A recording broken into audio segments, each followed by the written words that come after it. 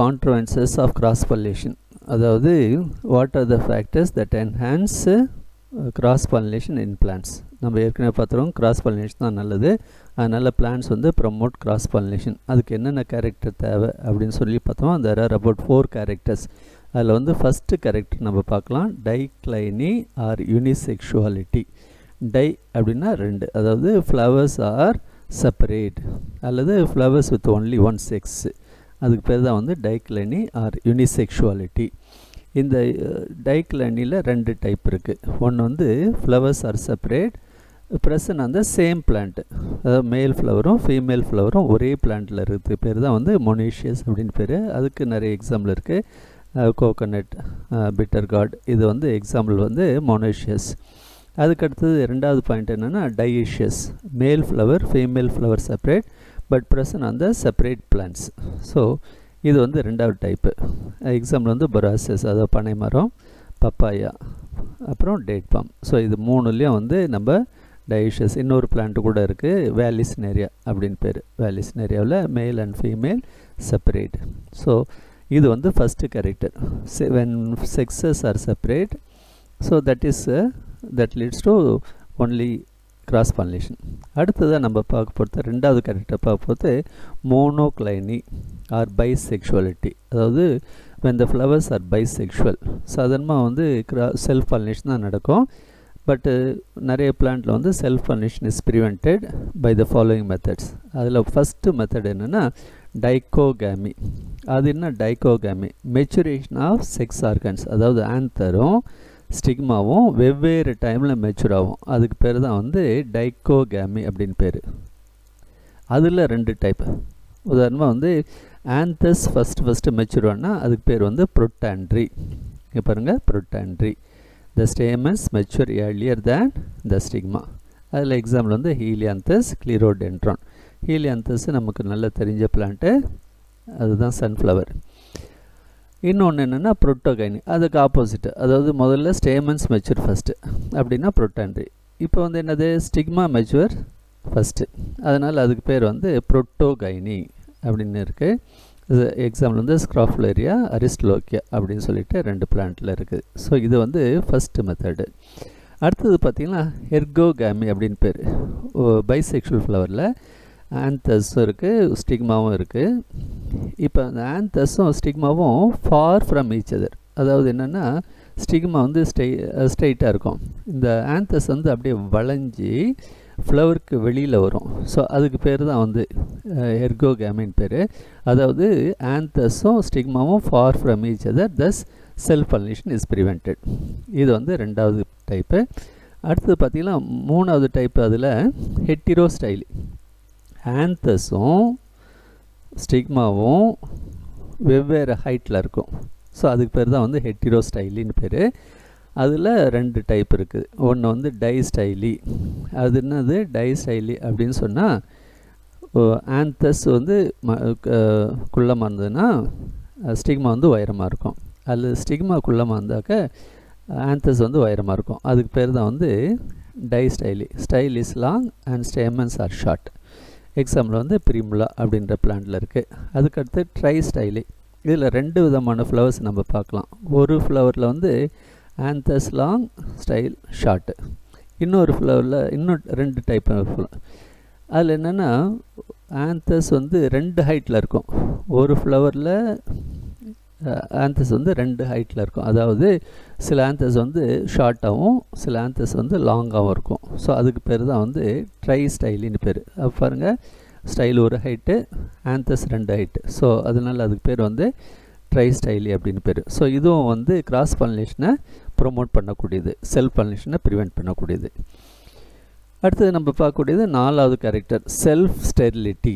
So what is called self sterility அப்படின்னு சொன்னால், இப்போ ஒரு பொல்லன் கிரெயின் ஃப்ரம் அதாவது செல்ஃப் பாலினேஷன் நடக்குது. Pollination from the pollen grains from the same flower fall on the stigma, அது pollen grain from another flower fall on the stigma. இப்போ 2 pollen grain இருக்குது, same flower pollen grain, another flower pollen grain. இப்போ இது 2 இருக்கும்போது the pollen grain from the other flower will germinate much faster than its own pollen grain. அதாவது its own pollen grain will not germinate. அதனால் அதுக்கு பேர் என்ன வச்சாங்க, self sterility அப்படின்னு பேர் வச்சாங்க.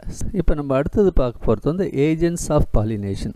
இப்போ கிராஸ் பாலினேஷனுக்கு கண்டிப்பாக ஒரு எக்ஸ்டர்னல் ஏஜென்ட் தேவைப்படும். நம்ம ஏற்கனவே பார்த்துருக்கோம் அட்வான்டேஜஸ் அண்ட் டிஸ்அட்வான்டேஜஸில் பார்த்தோம். One of the disadvantages for cross pollination is and external agent is required அப்படின்னு பார்த்தோம். அப்போது அந்த எக்ஸ்டர்னல் ஏஜென்ட்டுக்கு பேர் என்னென்னா பாலினேட்டிங் ஏஜென்ட். இந்த பாலினேட்டிங் ஏஜென்ட் வந்து மூணாக பிரிக்கிறாங்க, வாட்டர், விண்டு, அனிமல்ஸ். இப்போ வாட்டர் பாலினேஷன் எடுத்துக்குவோம். Pollination by water is called hydrophily, வாட்டரில் நடக்கக்கூடியது. அதில் வந்து ரெண்டு டைப்பு. வாட்டர் மேலே நடந்ததுன்னா அதுக்கு பேர் வந்து எப்பி ஹைட்ரோஃபிலி.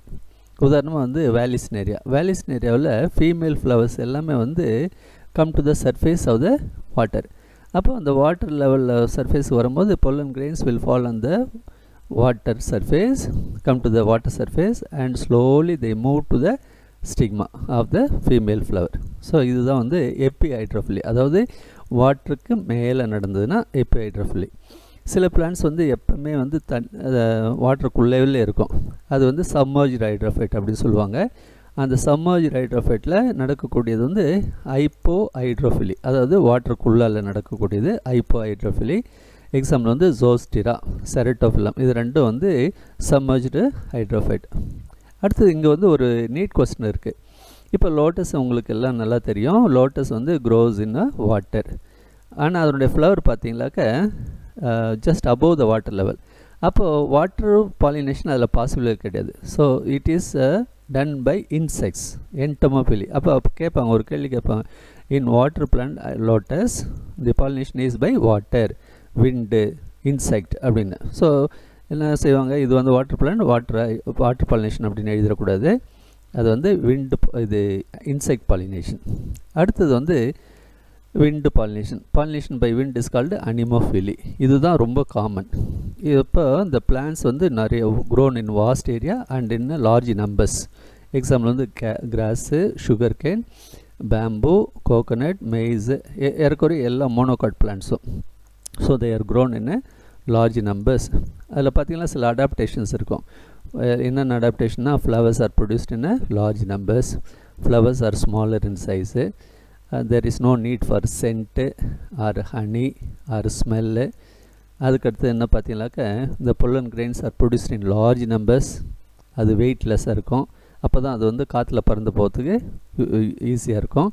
அதுக்கடுத்து பார்த்திங்கன்னா ஸ்டிக்மா வந்து வெல் எக்ஸ்போஸ்ட் இந்த அட்மாஸ்ஃபியர். அப்போ தான் pollen grains வந்து ஈஸியாக அந்த ஸ்டிக்மாவை ரீச் ஆகும். ஸோ இதெல்லாம் வந்து விண்டு பாலினேஷன் அதனுடைய கேரக்டர்ஸ். இது கூட ஒரு 3 மார்க்லையோ இல்லை 5 மார்க்லையோ கேட்கக்கூடிய சான்ஸ் இருக்குது. What are the characters that enhance cross pollination, அது விண்டு பாலினேஷன்.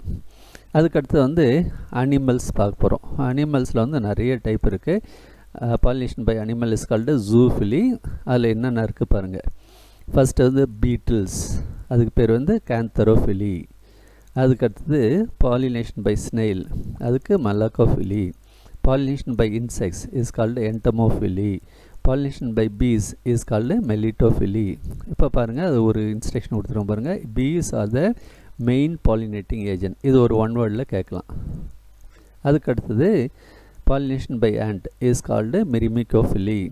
அடுத்தது pollination by birds is called ornithophily.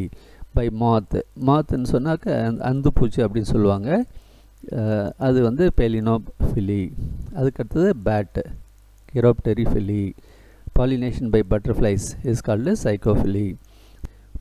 சில ஃப்ளவர்ஸில் வந்து பாலினேட்டிங் மெக்கானிசம், அது என்ன, அந்த பாலினேஷன் மெக்கானிசம் அது என்னன்னு சொன்னால், எப்படி pollen grain ஆந்தர்லேருந்து ஸ்டிக்மாவுக்கு ரீச் ஆகுது அப்படின்னு சொல்லிட்டு அதுக்கு பேர் தான் வந்து பாலினேஷன் மெக்கானிசம்னு பேர். ஒன்று வந்து ட்ராப் மெக்கானிசம், அதில் வந்து எக்ஸாம்பிள் வந்து அரிஸ்டோலோக்கியா. அதுக்கடுத்து பிட்ஃபால் மெக்கானிசம், எக்ஸாம்பிள் ஆரம். கிளிப் ஆர் டிரான்ஸ்லேட்டர் மெக்கானிசம், அஸ்கிலிபிடேசி, அதாவது நம்ம கலோட்ராபிஸ் ஃபேமிலி. அதுக்கடுத்து வந்து பிஸ்டல் மெக்கானிசம், எக்ஸாம்பிள் வந்து பாப்புலோனேசி, அதாவது லெக்யூம்ஸில் இருக்கும். Liver mechanism, salvia. Fertilization is the fusion of male and female gametes. Earlier we have studied how the male gametes and female gametes are formed. So now let us start with the fertilization. See, during the pollination, the pollen grains are transferred to the stigma. So falling on the stigma, at what stage they are transferred? They are transferred in two-celled stage. So what are the two cells? One is called a vegetative cell and the other one is called a generative cell. The vegetative cell is slightly larger and the generative cell is small. So when the pollen grains reach the two-celled stage, when fall on the stigma, they absorb the fluid from the stigma and begin to germinate. So first vegetative cell develops into a pollen tube. This pollen tube comes out through the germ pores. We have already studied in microspore there are one or two small opening, and this opening is called a germ pores. Through the germ pore the pollen tube will come out. This pollen tube grow towards the tissues of the style. So you see that see the diagram, the pollen grains fall on the stigma and they begin to germinate. Many pollen grains fall, so they begin to germinate, but only one pollen grain will succeed to produce a long pollen tube. So the pollen tube will always grow towards the ovule. So this growth is brought out by a structure called a obturator. So there is a structure that brings about the growth. That one is called a obturator. Next, while the pollen tube grows towards the ovule, the generative cell now drawn into the vegetative cell, that is pollen tube. It divides. While growing towards the ovule, the generative cell divides into two male gametes. Now the male gametes are brought towards the embryo sac. So when the pollen tube reach the ovule, mostly they enter through the micropyle. If it enters through the micropyle, that is called a porogamy. You see that the yellow tube that comes here, you see, that is called a porogamy. Sometimes what happens, you see here, they may straightly enter into the ovule through the chalazal end. If it enters into chalazal end, it will be called a chalasogamy. See, this is second type, but very rare. The third type is also, they grow towards the ovule, now enters through the integuments. We have already studied the ovule contains two integuments, outer and inner.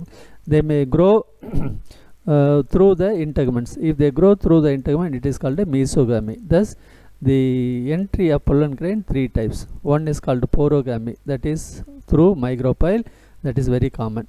Another one is through chalasa, and another one is mesogamy, chalasogamy and mesogamy, but it is not common. So after, when the pollen tube reach the micropyle and enter through the micropyle and now reach the embryo sac or female gametophyte. We have already studied in the female gametophyte there are about 7 nuclei. Before fertilization, only 2 nuclei will be there. That means 3 nuclei at the chalasal end. What is the name? Antipodals. These antipodals will disappear. 3 nuclei at the chalasal end will disappear. That is antipodals. Likewise, at the micropylar end, 1 egg, 2 synergids. Those 2 synergids also will disappear. So 3 plus 2 will disappear. 5 nuclei will disappear. So what is remaining in the embryo sac is only secondary nucleus and egg. So 2 sperms when enter, the tip of the pollen tube burst open and liberate the 2 sperm or gametes. 1 gamete fuse with the egg. That is called first fertilization, and it results in the formation of diploid zygote. So egg, 1 male gamete fuse together, and that is called diploid zygote, first fertilization.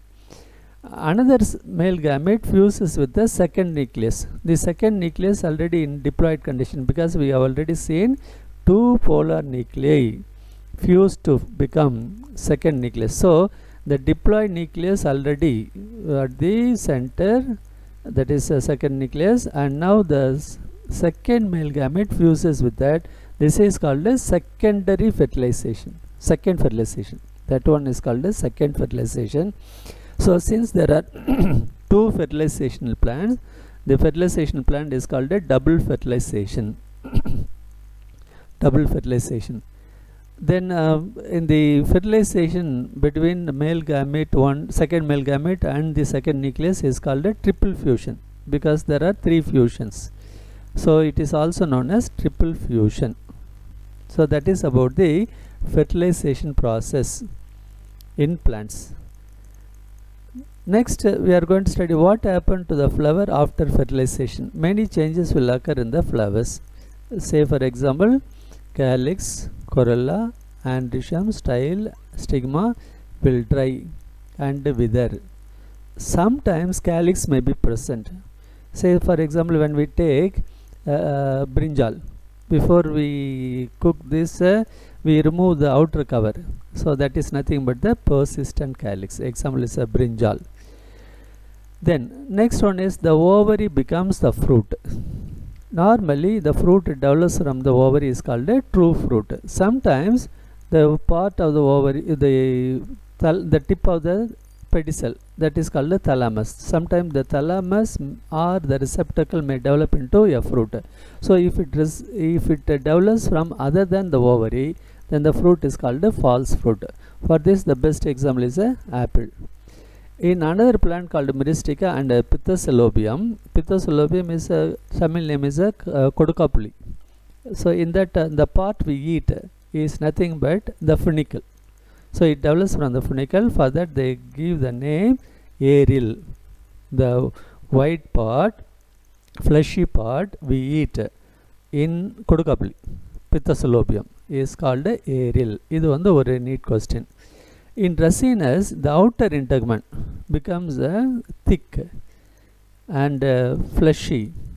Almost they store fat. So that is called a caruncle.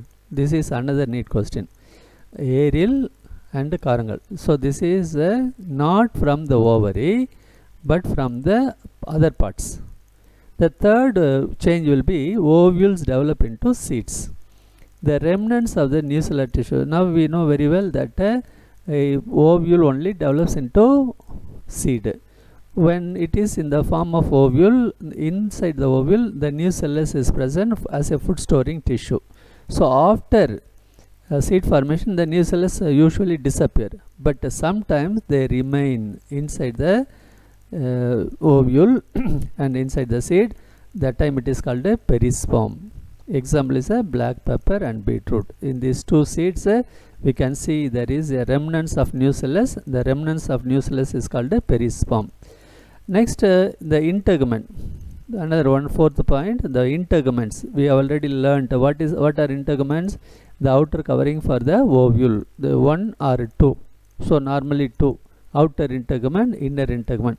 The outer integument will develop into outer seed coat. That seed coat will be very thick, and that is called a testa. So it is known as testa. The inner integument will be thin, slightly brown in color, and that is called a tegmen. So outer and inner integuments become the seed coat. Outer integument become testa and inner integument become tegmen. Then zygote develops into embryo. Another change is a zygote develops into embryo. And then one more, the primary endosperm nucleus, commonly called a PEN, pen. The primary endosperm nucleus develop into triploid endosperm. Right. So here there are 3 types of endosperm. So what happens immediately after fertilization? They develop into seed, isn't it? The ovules will develop into seed. At that time they divide. The zygote and the endosperm nucleus will divide. So when the endosperm nucleus, primary endosperm nucleus divide, they develop into endosperm. They develop into endosperm. This endosperm is of 3 types. அது பாருங்க 3 type பிரிக்கிறாங்க. First வந்து nuclear, ரெண்டாவது வந்து cellular, and third one is helobial. நியூக்ளியர்னா என்ன? சாதாரணமாக வந்து செல் டிவைட் ஆகி அப்புறம் செல் டிவைட் ஆனோடனே செல் வால் ஃபார்மேஷன் நடக்கும். ஆனால் இங்கே வந்து செல் டிவிஷன் நடக்கும், பட் செல் வால் ஃபார்மேஷன் நடக்காது. அப்படின்னா என்ன அர்த்தம்னா, நியூக்ளியஸ் வந்து நிறைய நியூக்ளியஸ் வந்து அந்த எம்ப்ரியோ சாக்குக்குள்ள உள்ளெல்லாம் இருக்கும். அதுக்கு பேர் தான் வந்து நியூக்ளியார் டிவிஷன் அப்படின்னு பேர், நியூக்ளியார். அதுக்கடுத்து செல்லுலார், பேர்லேயே இருக்குது பாருங்கள். செல் டிவைட் ஆன உடனே ஒவ்வொரு செல்லும் டிவைட் ஆன அடுத்த நிமிஷமே வந்து செல் வால் ஃபார்ம் ஆகிடும். அதுக்கு பேர் தான் வந்து செல்லுலார் அப்படின்னு பேர். ஸோ இங்கே வந்து நம்ம செல் நியூக்ளியஸ் மட்டும்தான் பார்க்கலாம். ஒரு எம்ப்ரியோ சாக்குள்ளே அல்லது அந்த நியூக்ளியஸ் இதுக்குள்ளே வெறும் நியூக்ளியஸ் மட்டும்தான் பார்க்கலாம். இதில் வந்து செல்ஸ் வந்து ஃபார்ம் ஆகுது. இன்னொன்றில் என்ன பாருங்கள், cell wall formation will take place in the micropylar region. அதுவே சலாசல் எண்டில் வந்து செல் டிவிஷன் நடக்காது. அப்போது மைக்ரோபைலர் ரீஜனில் செல்ஸை பார்க்கலாம், சலாசல் ரீஜனில் வந்து நியூக்ளியஸ் மட்டும் நிறைய பார்க்கலாம்.